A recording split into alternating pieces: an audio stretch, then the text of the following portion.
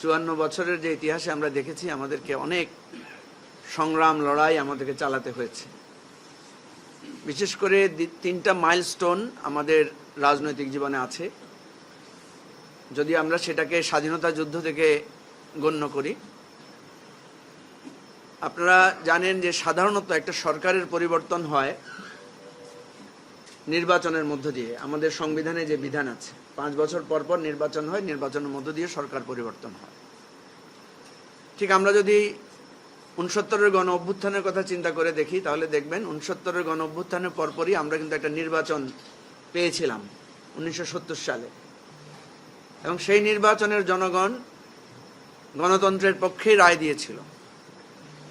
কিন্তু তৎকালীন স্বৈরাচারী সরকার, পাকিস্তানের সামরিক জান্তা সরকার, তারা সেই নির্বাচনের রায় বাস্তবায়ন না করে বরং একটা ষড়যন্ত্র এবং ষড়যন্ত্রের প্রেক্ষাপট ধরে একটা জঘন্য গণহত্যা চালিয়েছিল গণতন্ত্রকামী মানুষের উপরে, স্বাধীনতাকামী মানুষের উপরে।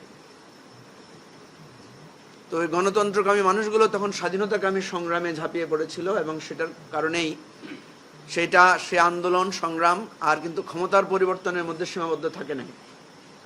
সেটা পুরো একটা রাষ্ট্র, পতাকা, ভূখণ্ড পরিবর্তনের সংগ্রামে রক্তক্ষয়ী মুক্তিযুদ্ধে পরিণত হয়েছে। 9 মাসের যুদ্ধের ফলে আমরা একটা স্বাধীন সার্বভৌম বাংলাদেশ পেয়েছি, যে বাংলাদেশের প্রত্যাশাই ছিল সাম্য, মানবিক মর্যাদা, সামাজিক সুবিচারের ভিত্তিতে একটা গণতান্ত্রিক শোষণহীন একটা রাষ্ট্র।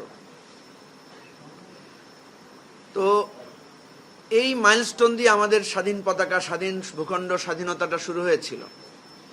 কিন্তু এরপরেই দেখা গেল যে নানা চড়াই উতরাই আমাদের স্বাধীনতা, আমাদের গণতন্ত্রের প্রত্যাশা, আমাদের মানুষের যে একটা স্বাধীন সার্বভৌম সুন্দর রাষ্ট্রের, শোষণহীন রাষ্ট্রের যে স্বপ্নটা ছিল, সেটা বারবার ভুলণ্ঠিত হয়েছে। ক্ষমতাসীন যারা আসেন তারা স্বৈরাচারে পরিণত হন। এই চড়াই উতরাইয়ের মধ্যে দিয়ে আমরা আরেকটা গণ অভ্যুত্থান দেখেছি, গণসংগ্রাম দেখেছি, সেটা হচ্ছে 90-এর গণ অভ্যুত্থান, 90-এর গণ আন্দোলন। সেখানেও আমাদেরকে রক্ত দিতে হয়েছে, সেখানেও আমাদেরকে একটা নির্বাচন আদায় করতে হয়েছে, এবং সেই নির্বাচনটা সাধারণ কোনো নির্বাচন ছিল না। সেই নির্বাচনটা ছিল সাংবিধানিক রীতি পরিবর্তন করে একটা তত্ত্বাবধায়ক সরকার, যেটা আমাদের সংবিধানে ছিল না এবং পৃথিবীর বহু দেশেই ছিল না। একটা তত্ত্বাবধায়ক সরকার ব্যবস্থা কায়েম করেই একটা নতুন নির্বাচন, এবং শুধু নির্বাচনেই সীমাবদ্ধ ছিল না, সেখানে আমাদের 3 জোটের আন্দোলনের একটা রূপরেখা আমরা দেখেছিলাম, যে কিভাবে আমাদের রাষ্ট্রটা পরবর্তীতে পরিচালিত হবে। আমাদের রাষ্ট্র কিভাবে পরিচালিত হবে সেটা তো 71 সালে একটা সমাধান হয়েছিল, 90-তে কেন আবার আরেকটা রূপরেখা প্রবর্তন করতে হয়েছিল? এই জন্যই প্রবর্তন করতে হয়েছিল যে 70-এ, 71-এ, 69-এ যে আন্দোলন সংগ্রামের মধ্য দিয়ে আমরা যে স্বপ্নটা দেখেছিলাম, সেই স্বপ্নটা এই 20 বছরের মধ্যে সেটা নানাভাবে বাধাগ্রস্ত হয়েছে, ফিকে হয়ে গেছে। এরপরে 90-এর গণ অভ্যুত্থানের ফলে আমরা যে অসাধারণ একটা জিনিস পেয়েছিলাম, সেটা হচ্ছে একটা নিরপেক্ষ তত্ত্বাবধায়ক সরকারের অধীনে নির্বাচন, এবং তার অধীনে বেশ কয়েকটা নির্বাচন হয়ে বাংলাদেশে কিন্তু ক্ষমতার পালাবদল হয়েছে। যত কিছুই থাকুক, যত দুর্বলতার মধ্যেই থাকুক, কিছুটা গণতান্ত্রিক আবহ, পার্লামেন্ট, সংসদের দল, বিরোধী দল, এগুলো আমরা দেখেছি। আপনাদের যাদের বয়স একটু কম তারা হয়তো কম জানবেন। এখানে আমার ডান পাশে, বাম পাশে যারা বয়স্ক আছেন বা আরও যারা আছেন তাদের মনে থাকার কথা, আপনাদের কিশোর বয়সে সেই জানা থাকার কথা। আমরা টেলিভিশনে, পত্রিকায় দেখতাম সংসদে তর্ক হচ্ছে, বিতর্ক হচ্ছে, নানা আলোচনা হচ্ছে, এবং বিশেষ যারা যুক্তি সহকারে কথা বলতেন তাদেরকে সবাই চিনত সংসদ সদস্য হিসেবে। কিন্তু দুর্ভাগ্যজনকভাবে আমরা দেখলাম যে এটাও বেশি দিন স্থায়িত্ব পায় নাই। এই তত্ত্বাবধায়ক সরকার পদ্ধতি বা কেয়ারটেকার পদ্ধতিটাকেও বাতিল করে দেওয়া হয়েছে, এবং আবার একদলীয় শাসন, আবার স্বৈরাচার, আবার ফ্যাসিবাদী শাসন চূড়ান্তভাবে কায়েম করা হয়েছে। কিন্তু এই ফ্যাসিবাদের বিরুদ্ধে আমাদের সংগ্রাম চলমান ছিল। যেভাবে হোক আমরা প্রতিবাদ করেছি, সংগ্রাম করেছি, কিন্তু ওই যে আপনাদেরকে বললাম যে শাসন ক্ষমতা পরিবর্তনের যে 5 বছর পর পর বিধান, নির্বাচন, সেই নির্বাচনটা আমরা সুষ্ঠু একটা নির্বাচন আদায় করতে পারি নাই। আমাদেরকে জেলে ঢুকিয়ে গুম করে, খুন করে, রাস্তায় গুলি করে, রাতের বেলা ভোট চুরি করে, নানা ধরনের অত্যাচার জুলুম করে করে হাজার হাজার মানুষকে ভিটে ছাড়া করে, তার অধিকার হরণ করে, কণ্ঠরোধ করে দীর্ঘ 15-16 বছরের একটা ফ্যাসিবাদ আমাদের উপর চেপে বসেছিল। ফলে আরেকটা রক্তক্ষয়ী সংগ্রাম, আরেকটা লড়াই, আরেকটা জনযুদ্ধের পরিবেশ পরিস্থিতি অনিবার্য হয়ে গিয়েছিল। ঠিক 71-এ যেভাবে গণহত্যা চালানো হয়েছে, আমরা দেখেছি 24-এ ছাত্র জনতা যখন রাজপথে নেমে এসেছে তখন একইভাবে গণহত্যা চালানো হয়েছে। পৃথিবীতে গণহত্যার পর কোনো রাষ্ট্র, কোনো ব্যবস্থা আগের অবস্থানে আর থাকে নাই। সেটা একটা নতুন আকাঙ্ক্ষা, নতুন একটা স্বপ্ন, নতুন একটা প্রত্যাশা জাগরণ করেছে। যেটা আমি বলেছি 90-তেও করেছিল, 71-এ তো করেছিলই। সুতরাং 24-এর আমাদের যে গণ অভ্যুত্থান, আমাদের যে সমস্ত ভাইয়েরা, বোনেরা, শিশুরা, শ্রমিকেরা, চিকিৎসকেরা, আইনজীবীরা, আমাদের প্রবাসীরা, আমাদের সাংবাদিকেরা, আমাদের নানা স্তরের জনযুদ্ধ মানুষ, সাধারণ মানুষ, ছাত্র জনতা, ছাত্রী বোনেরা, শিশুরা পর্যন্ত অনেক ঐতিহাসিক লিখেছেন যে মহান মুক্তিযুদ্ধের সময় বাংলাদেশের কিছু কিছু অঞ্চল ছিল মুক্ত অঞ্চল, সেখানে যুদ্ধ হয় নাই, পাকিস্তানিরা সেখানে যেতে পারে নাই, বা সেখানে সেভাবে মুক্তিযুদ্ধের আবহ পৌঁছায় নাই। সাধারণ জীবনযাপন ছিল মানুষের মধ্যে, বিয়ে শাদিও হয়েছে, স্কুলের পরীক্ষাও চলেছে যুদ্ধকালীন সময়ে। কিন্তু এবারে 24-এর গণ অভ্যুত্থানে বাংলাদেশের এমন কোনো অঞ্চল নাই, জেলা নাই, শহর নাই যেখানে রাজপথে মানুষ নেমে আসে নাই, যেখানে মানুষ বিক্ষোভ করে নাই, যেখানে মানুষ প্রতিবাদ প্রতিরোধে দাঁড়িয়ে যায় নাই। আপনারা দেখেছেন না, বাংলাদেশের একটা থানাতেও পুলিশ ছিল না, সবাই পালিয়ে গেছে। বাংলাদেশের কোন একটা ইউনিয়ন আওয়ামী লীগ অফিসও জনরোষের শিকার হয় নাই। এটা 71 সালেও হয় নাই। যেটা হয়েছে 71 সালেও আমরা ইতিহাস শুনেছি যে ডিসিরা, এসপিরা, ওসিরা তারা জায়গা মতোই ছিল, তাদের কাউকে পালিয়ে যেতে হয় না। 24-এ সারা পৃথিবীতে ইতিহাস সৃষ্টিকারী গণ অভ্যুত্থান ঘটেছে, জনমানুষের সম্পৃক্ততা ছিল। আপনারা জানেন যে আমরা যারা রাজনৈতিক নেতারা ছিলাম তাদের বেশিরভাগই আমাদেরকে বন্দী করা হয়েছিল। বেশিরভাগ রাজনৈতিক নেতারা যারা বন্দী ছিলেন না, বাইরে ছিলেন, তারা বেশিরভাগই আত্মগোপনে থেকেই এই আন্দোলনের সহমর্মিতা, সহযোগিতা করেছেন। কিন্তু রাজপথে নেমে এসেছিল সাধারণ মানুষ, রাজনৈতিক সচেতন বা যারা রাজনীতি সম্পর্কে ভাবতেন না সেরকম মানুষরাও 4 তারিখ, 5 তারিখ, 4 তারিখ শহীদ মিনারে, 3 তারিখ শহীদ মিনারে, শাহবাগে এবং 5 তারিখ রাজপথে নেমে এসেছেন সারা বাংলাদেশে। এটা শুধু ঢাকা কেন্দ্রিক আন্দোলন ছিল না।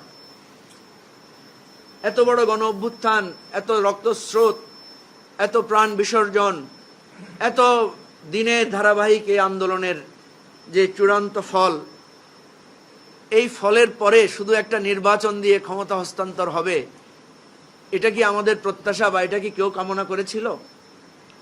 আমরা সবসময় বলি যে নির্বাচনের মাধ্যমে এই সরকার পরিবর্তন হয় নাই, শুধু একটা নির্বাচন হবে এটাই প্রত্যাশা না। অবশ্যই নির্বাচন হতে হবে, অবশ্যই নির্বাচনের মাধ্যমে একটা সরকার নতুন করে দায়িত্ব গ্রহণ করবে।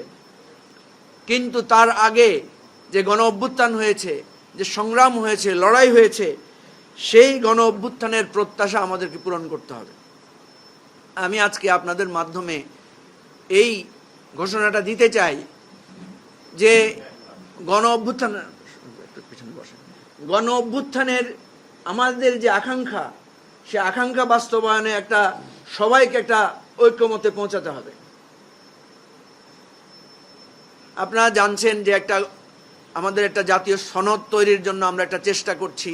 রাষ্ট্রীয় অংশগ্রহণে, সকল রাজনৈতিক দলের অংশগ্রহণে, সকল স্টেক হোল্ডারদের আলোচনায় অংশগ্রহণে আমরা একটা সনদ তৈরি করার জন্য চেষ্টা করছি।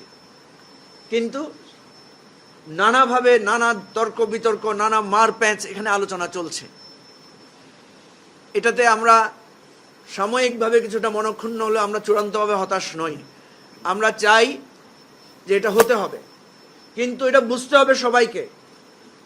যারা মনে করছেন যে নানা অসুবিধা দেখে মনে করছেন তাড়াতাড়ি একটা নির্বাচন দিয়ে সমাধান হয়ে যাবে, এটা হবে না। যেই আকাঙ্ক্ষা প্রত্যাশা পূরণ হয়েছে, অনেকে বলেছিলেন 70-71 আমাদের যে মুক্তিযুদ্ধের আকাঙ্ক্ষা নষ্ট হয়েছে। না, হয় নাই। মুক্তিযুদ্ধ ব্যর্থ হয় নাই। মুক্তিযুদ্ধ যদি ব্যর্থ হতো তাহলে 3 বছরের মধ্যে শেখ মুজিবুর রহমানের বিরুদ্ধে মানুষ রাস্তায় নামতো না। মানুষের প্রত্যাশা ছিল বলেই যেই শেখ মুজিবুর রহমানের নির্দেশে আহ্বানে মানুষ মুক্তিযুদ্ধ করেছিল, সেই শেখ মুজিবুর রহমান যখন মুক্তিযুদ্ধের অঙ্গীকার চেতনাকে ভুলণ্ডিত করেছেন, জনগণ শেখ মুজিবুর রহমানের বিরুদ্ধে দাঁড়িয়েছে। সুতরাং 90-তে যে অভ্যুত্থান হয়েছে সেটাও কিন্তু 71-এর আন্দোলন, 52, 62, 69-এর অঙ্গীকারেরই প্রতিফলন। সুতরাং কেউ যদি মনে করেন যে 71-এর অঙ্গীকার ভুলণ্ডিত হয়েছে বলে হতাশা এসেছে, তা না। কেউ যদি মনে করেন 90-এর অঙ্গীকার, 90-এর ঘোষণা বাস্তবায়িত হয় নাই বলে আমাদের সেই 90-এর গণজাগরণ সফল হয় নাই, তা না। যুগ যুগ ধরে সেটা বেঁচে থাকবে এবং সেটা ফিরে আসবে। সুতরাং আমরা রাজনৈতিক কর্মী হিসেবে সতর্ক করছি, আজকে আমাদের এই যে সরকার এখন ক্ষমতায় আছে, অন্তর্বর্তীকালীন সরকারের অনেক ব্যর্থতা আছে। আমরা বলেছি যে এই সরকারের প্রধান ব্যর্থতা হচ্ছে সে গণ অভ্যুত্থানের ঐক্যকে ধরে রাখতে পারে নাই। এই সরকারের প্রধান ব্যর্থতা হচ্ছে সে ক্ষমতায় বসেছে কিন্তু এখনো পর্যন্ত তার কোনো কর্তৃত্ব নাই। পুলিশের সামনে নানা অনাচার অঘটন ঘটছে, এখনো চাঁদাবাজি হচ্ছে, এখনো নানা দখল সত্ত্ব হচ্ছে, এখনো মানুষের অধিকার ভুলণ্ঠিত হচ্ছে, এখনো বৈষম্য হচ্ছে, এখনো রাজপথে মানুষ অধিকারের জন্য দিনের পর দিন, মাসের পর মাস রাস্তায় পড়ে আছে, তাদের দাবি শোনা হচ্ছে না। কিন্তু এত সত্ত্বেও এর সমাধান এমন না যে তাড়াতাড়ি একটা রাজনৈতিক সরকার ক্ষমতায় আসলেই এর সমাধান হয়ে যাবে। অবশ্যই রাজনৈতিক সরকারকে ক্ষমতা গ্রহণ করতে হবে, অবশ্যই জনগণের ভোটের মাধ্যমেই, একটা সুষ্ঠু নির্বাচনের মাধ্যমেই আমাদের এই গণ অভ্যুত্থানের মূল বাস্তবায়নের দায়িত্বটা নতুন একটা সরকারের কাছে হস্তান্তর করতে হবে। কিন্তু তার আগে, যেটা আমরা গণ অভ্যুত্থানের আগে করতে পারি নাই, কারণ আমরা তখন লড়াইয়ের মধ্যে ছিলাম, আমরা তখন এই কেউ বাইরে, কেউ ভিতরে, কেউ রাজপথে, কেউ আত্মগোপনে একটা সংগ্রামের মধ্যে ছিলাম। এখন যখন আমরা সবাই একটা সুস্থির জায়গায় এসেছি, এখন আমাদেরকে বসে একটা সুন্দর পরিকল্পনা তৈরি করতে হবে যে আগামী দিনে আমাদের রাষ্ট্রটা কেমন হবে, আগামী দিনে যাতে আর কাউকে পালিয়ে যেতে না হয়, আগামী দিনে যাতে বিচারপতিকে পালাতে না হয়, আগামী দিনে যাতে ডিসিএসপিদেরকে বিদেশ চলে যেতে না হয়, আগামী দিনে যাতে কাউকে কলাপাতার মধ্যে শুয়ে কোনো বিচারপতিকে তার অপমানজনক জীবন আমাদেরকে দেখতে না হয়, আগামী দিনে যাতে কোনো মসজিদের খতিবকে মানুষের গণরোষের শিকার হয়ে মসজিদ ত্যাগ করতে না হয়। প্রিয় ভাই ও বন্ধুগণ, সেরকম একটা রাষ্ট্র স্বপ্ন নিয়েই আমরা মনে করি 24-এ গণ অভ্যুত্থান হয়েছে। অনেকে বলেন যে এত কিছু তো হয় নাই, এত কিছু তো প্রমিস হয় নাই, এত কথা তো হয় নাই, হঠাৎ করে আপনারা এগুলো বলছেন কেন? এত কিছু হয় নাই আপনি কিভাবে বুঝলেন? আপনি যদি ওই দেয়ালের লিখনগুলো পড়তেন, আপনি যদি ওই সময়ের ফেসবুকের ছাত্রছাত্রীদের, জনগণের কণ্ঠস্বরগুলো শুনতেন, আপনি যদি মানুষের গুম হয়ে যাওয়া মানুষগুলোর আর্তনাদ, পরিবারের কষ্টটা শুনতেন, তাহলে বুঝতেন তাদের প্রত্যাশাটা কোথায়। প্রিয় ভাই ও বন্ধুগণ, সেই আকাঙ্ক্ষা নিয়ে আমরা আগামী 1 জুলাই থেকে 5 আগস্ট পর্যন্ত এই 36 দিনের আমরা এটাকে নাম দিয়েছি যে এটা হবে অনুপ্রেরণা, আত্মপর্যালোচনা ও প্রত্যয়দীপ্ত অঙ্গীকারের উদযাপন। এটা শুধু সাধারণ উদযাপন হবে না, এটা আমাদের পর্যালোচনা হতে হবে, এটা আমাদের আত্মসমালোচনা হতে হবে এবং প্রত্যয়দীপ্ত অঙ্গীকারের জন্য আগামী এই 36 দিন আমরা ঠিক করব, আমাদের জুলাই সনদ ঠিক করব, আমাদের অপ্রাপ্তিগুলো দূর করার জন্য আমরা চিন্তা করব 90, 71 এবং 24 এই 3 গণ অভ্যুত্থান, গণসংগ্রাম, লড়াই সংগ্রাম, মুক্তিযুদ্ধ এবং আমাদের রাষ্ট্র সংস্কারের যে স্বপ্ন, এই স্বপ্নকে একীভূত করে আমরা নতুন একটা বাংলাদেশ গড়ার জন্য একটা প্রত্যাশা, অঙ্গীকার ঠিক করব এবং ঠিক করে আমরা আগামী ফেব্রুয়ারির মধ্যে যে নির্বাচনের রূপরেখা ঠিক করা হয়েছে, এই ফেব্রুয়ারির মধ্যে একটা সুন্দর নির্বাচন করে আমরা নতুন করে যাত্রা শুরু করব। এটা হচ্ছে এবি পার্টির প্রত্যাশা। আমরা কারো বিরুদ্ধে নই, আমরা কাউকে সমালোচনা, অপবাদ, অপমান করার পক্ষপাতী নই।